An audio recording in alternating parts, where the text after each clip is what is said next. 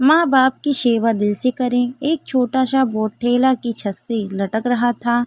उस पर मोटे मार्कर से लिखा हुआ था, घर में कोई नहीं है, मेरी बूढ़ी माँ बीमार है, मुझे थोड़ी थोड़ी देर में उन्हें खाना, दवा और टॉयलेट कराने के लिए घर जाना पड़ता है। अगर आपको जल्दी है तो अपनी मर्जी से फल तौल लें और पैसे कोने पर गत्ते के नीचे रख दें। साथ ही रेट भी लिखे हुए हैं और अगर आपके पास पैसे नहीं हो तो मेरी तरफ से ले लेना, इजाज़त है। मैंने इधर उधर देखा, पास पड़े तराजू में 2 किलो सेब तौले, दर्जन भर केले लिए, बैग में डाले, प्राइस लिस्ट में से कीमत देखी, पैसे निकालकर गत्ते को उठाया। वहाँ 100, 50 और 10-10 के नोट पड़े थे। मैंने भी पैसे उसमें रखकर उसे ढक दिया, बैग उठाया और अपने फ्लैट पे आ गया। रात को खाना खाने के बाद मैं और भाई उधर निकले तो देखा एक कमज़ोर सा आदमी, दाढ़ी आधी काली और आधी सफ़ेद, मैले से कुर्ते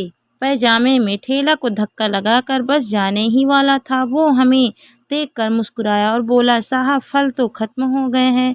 नाम पूछा तो बोला सीताराम। फिर हम सामने वाले ढाबे पर बैठ गए। चाय आई, कहने लगा, पिछले 3 साल से मेरी माता बिस्तर पर है, कुछ पागल सी भी हो गई है और मेरी कोई संतान नहीं है, बीवी मर गई है, सिर्फ मैं हूँ और मेरी माँ। माँ की देखभाल करने वाला कोई नहीं है, इसीलिए मुझे हर वक्त माँ का ख्याल रखना पड़ता है। एक दिन मैंने माँ का पाँव दबाते हुए बड़ी नरमी से कहा, माँ तेरी सेवा करने को तो बड़ा ही जी चाहता है, पर जेब खाली है और तो मुझे कमरे से बाहर निकलने नहीं देती। कहती है तू जाता है तो जी घबराने लगता है। तू ही बता मैं क्या करूं? अब क्या गले से खाना उतरेगा? ना मेरे पास कोई जमा पूंजी है। ये सुनकर माँ ने हांफते कांपते उठने की कोशिश की। मैंने तकिए की टेक लगवाई। उन्होंने झुर्रियों वाला चेहरा उठाया, अपने कमज़ोर हाथों को ऊपर उठाया, मन ही मन राम जी की स्तुति की, फिर बोली, तू ठेला वहीं छोड़ आया कर, हमारी किस्मत हमें इसी कमरे में बैठकर मिलेगा। मैंने कहा, माँ क्या बात करती हो, वहाँ छोड़ आऊँगा तो कोई चोर उचक्का सब कुछ ले जाएगा। आजकल कौन लिहाज करता है और बिना मालिक के कौन खरीदने आएगा।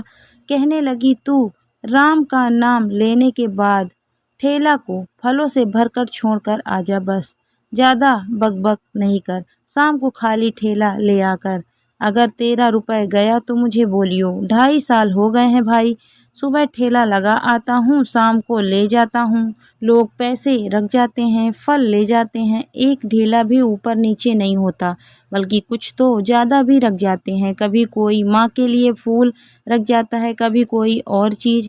परसों एक बच्ची पुलाव बनाकर रख गई, साथ में एक पर्ची भी थी अम्मा के लिए। एक डॉक्टर अपना कार्ड छोड़ गए, पीछे लिखा था, माँ की तबीयत नाजुक हो तो मुझे कॉल कर लेना, मैं आ जाऊँगा। कोई खजूर रख जाता है, रोज़ाना कुछ न कुछ मेरे हक के साथ मौजूद होता है। ना माँ हिलने देती, ना मेरे राम को कुछ कमी रहने देता है। माँ कहती है, तेरा फल मेरा राम अपने फरिश्तों से बिकवा देता है। आखिर मैं इतना ही कहूँगा कि अपने माँ बाप की सेवा करो और देखो दुनिया की कामयाबी कैसे हमारे कदम चूमती। दोस्तों कहानी आपको कैसी लगी कमेंट करके ज़रूर बताइए। कहानी अच्छी लगी है तो वीडियो को लाइक शेयर करें।